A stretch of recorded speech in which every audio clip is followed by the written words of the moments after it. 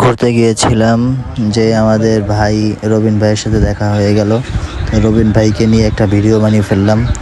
রবিন ভাইয়ের আজকে মনের অবস্থা নিয়ে একটা ভিডিও বানিয়ে ফেললাম। আলহামদুলিল্লাহ। গতকাল রাতে তো ট্রেনে উঠলাম। ট্রেনের এক্সপিরিয়েন্স যদি বলতে চাই, মোটামুটি, কারণ যেই ট্রেনে আমরা জার্নি করছি লোকাল ট্রেন, স্বাভাবিকই, কারণ সিট ওইভাবে কষ্ট করে আসছে আমরা আর কি। তো আপনাদের সাথে পরিচয় হয়েছে ট্রেনেই। তো এরপরে রাতে তো অনেকক্ষণ ছুটি হইলো, কথা হইলো, আড্ডা দিলাম। তো এরপরে যে যার মতন তো আলাদা হয়ে গেছি। তো কপাল কি ভালো যে আবার সেই চন্দ্রনাথ পাহাড়ে যখন উঠছি, পাহাড়ের চূড়ায়, এই আমাদের ওমর ফারুক ভাই, ওনার সাথে দেখা, উনি আমাকে পিছন থেকে টোকা দিচ্ছিলেন। পরে যখন দেখলাম আরও ভালো লাগলো যে যাক পরিচিত লোক পাইছি। তো তখন আপনারাও 3 জন ছিলেন, আমরা 2 জন ছিলাম। তো বা চিন্তা করলাম যে একসাথে হওয়া যায় কিনা, তাহলে ট্যুরটা আরও ভালো হবে, কারণ একা একা ঘুরতে জিনিসটা মানে মজা, এনজয় হয় না ওইভাবে। তো সব মিলাই আপনাদের সাথে পরিচয় হওয়াটা, আবার পরিচয় হওয়ার পরে আবার যে দেখা হওয়াটা, এই জিনিসটা মনে করেন একটা মানে মিরাকেল একটা ব্যাপার। তো এই পর্যন্ত যে আসছে, এটাও একটা আনপ্রেডিক্টেবল। তো আমার কাছে এই দিনটা সবচেয়ে একটা স্মরণীয় দিন হয়ে থাকবে। আজকে তারিখটা কিন্তু 26 জুন। এই দিনটা মনে থাকবে।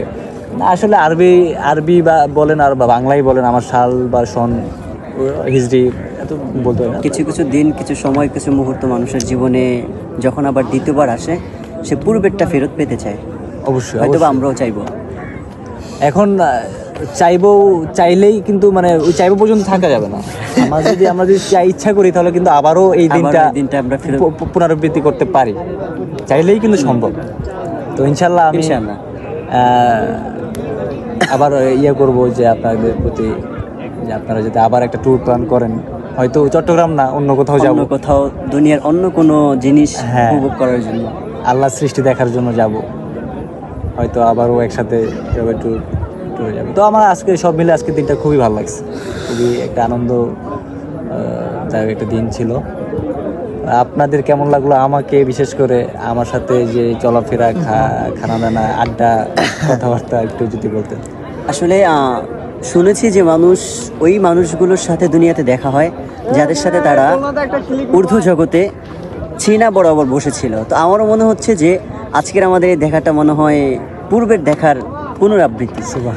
এটা কেন যে অপর একটি যাকে আমি দেখি নেই কখনো, যার সাথে আমার কথা হয় নাই, তার বিপদ আপদে আমার তেমন একটা অনুভূতি জাগবে না, কিন্তু যার সাথে আমার কথা হয়েছে, ফেস টু ফেস হয়েছে, তার সামান্য আঘাত পাওয়াটাও কেমন যেন আমার হৃদয়ে অনুভূতি নাড়া করে।